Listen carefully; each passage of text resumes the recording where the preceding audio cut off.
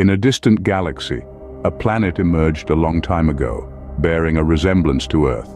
It was an exoplanet far from Earth, orbiting a sun-like star outside our solar system. Larger than Earth, it had more water than land and experienced day and night cycles from the nearby sun's rays. These conditions led to the evolution of life on the planet, diverging slightly from that on Earth. The inhabitants resembled humans, but had wings made of light. However, a mishap occurred towards the end of the early modern era, leading to the planet's implosion.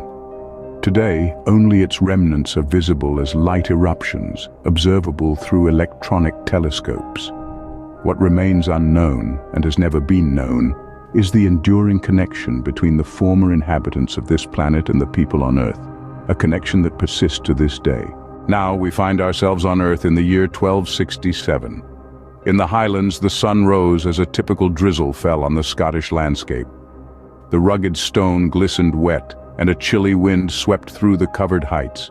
In the old houses, floorboards creaked and the cold wind seeped through leaky windows, creating an eerie atmosphere in the morning. It wasn't just the presence of departed ancestors that could be felt, but also a menacing and intimidating aura.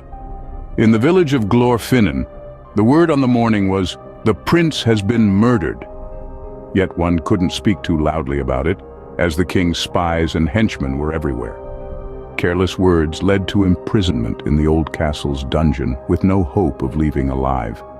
King George tolerated no public criticism, even if it held truth. He had gained the English throne through the murder of his cousin and was a cruel ruler. The murdered prince was Donovan of Scotland, the rightful heir to the English throne.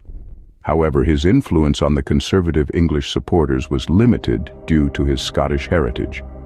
His death heightened the tension between the two tribes, fueling hatred among the Scottish population. The prince's body was found with shattered limbs in a rocky gorge of Loch Shiel. The king's men claimed it was an accident, but the residents of Glorfinen knew better. The fisherman, Mud McGallahan, had witnessed everything that morning, learning the truth and the prince's final words.